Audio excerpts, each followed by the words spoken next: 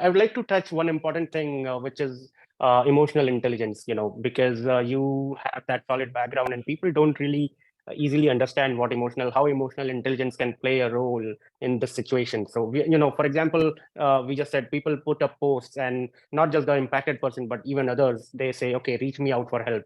And they probably feel it's emotionally intelligent to do, showing support, showing care, or maybe they just want to show a positive side of that. But usually how can emotional intelligence be put in this context for each of the persons we earlier spoke, that how can they have emotional and have or perform emotionally intelligent things to help the impacted people, impacted employees and even the employers. uh, I would like to hear your expert understanding on that. Yes, Radul, in fact, whatever I've talked about, it is typically in context of emotional intelligence, because emotional intelligence as a construct, though I'll try to talk about it in terms of a model. The socialigence, we call it socialigence model. That is our organization's name, and it's a corporate model. The three things that we talk about, awareness, attunement, and adaptability. So emotional and social intelligence, at the end of the day, it is about three A's: awareness, attunement, and adaptability. So, in any situation, first be aware of your own emotions.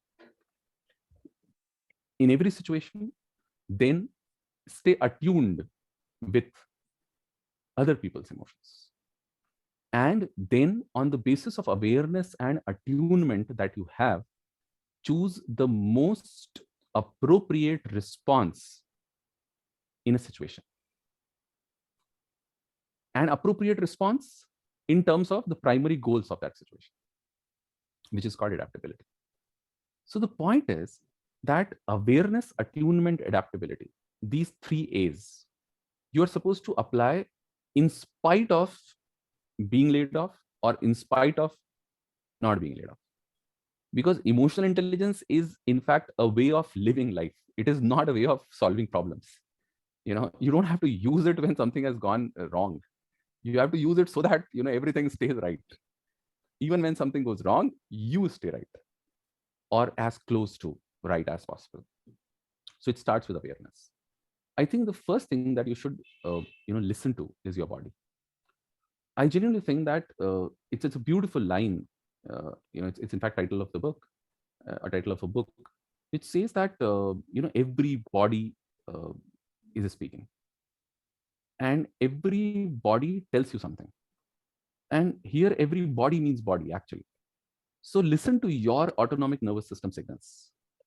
Listen to the signals of perspiration. Listen to the signals of palpitation.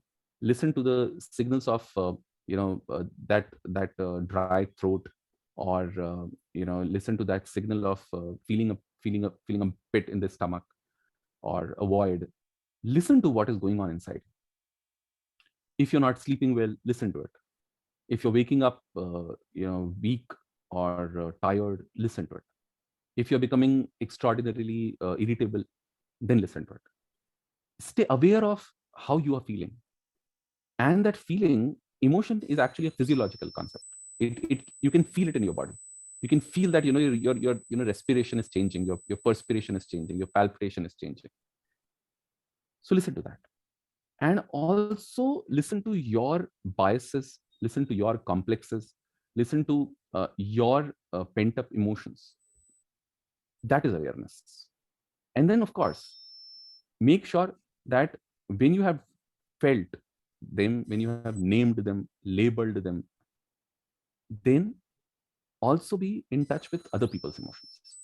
Typically in your family, typically in your inner circle, as you said, core circle or support system, listen to their emotions as well, observe their emotions as well. Because if you have lost a job, then please understand that probably a whole family has lost a livelihood, or probably has lost as you rightly put, resources or access to resources. So listen to their emotions as well, empathize.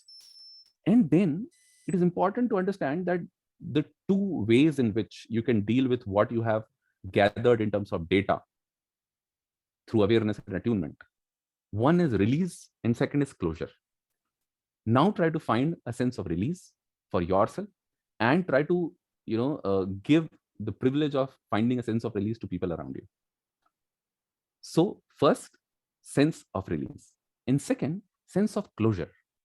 That means that episode that has happened, there has to be a sense of closure around it. You have to, there's a wonderful line by one of the psychologists, and it says that if you give meaning to your suffering, it becomes bearable. So try to give a meaning to that suffering. Try to give a certain name to that suffering. For instance, now it's time to upskill. Now it's time to reskill. Now it's time to look for what I really want to do in life. I mean, of course, then you're supposed to do something about it as well. But at the end of the day, you have to apply that awareness, attunement, and adaptability. Now, you also mentioned something very interesting, that when you're applying for a job and you get rejected, then you feel even more bad. Well, you should not feel more bad. It comes automatically, you feel bad. But what do you feel after you feel bad is what emotional intelligence is. Emotional intelligence is not about whether you feel bad or not. So an emotionally intelligent person will feel bad.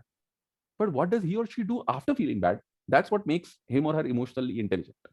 So after you have felt bad, now try to dissect that emotion. Why did you feel bad? What is it that is making you so miserable? What is it that is making you so angry? Is it the fact that for the first time you realized that you had reached middle level in hierarchy without really earning it?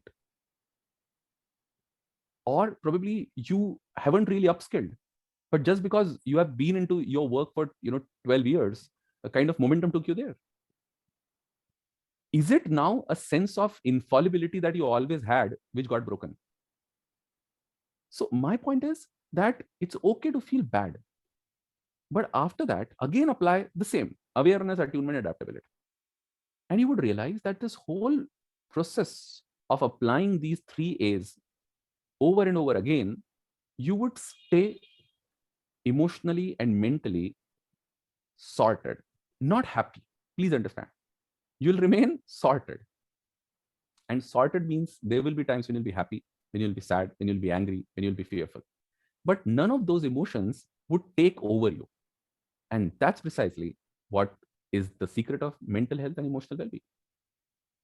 Wow, well put. Well, that was deep.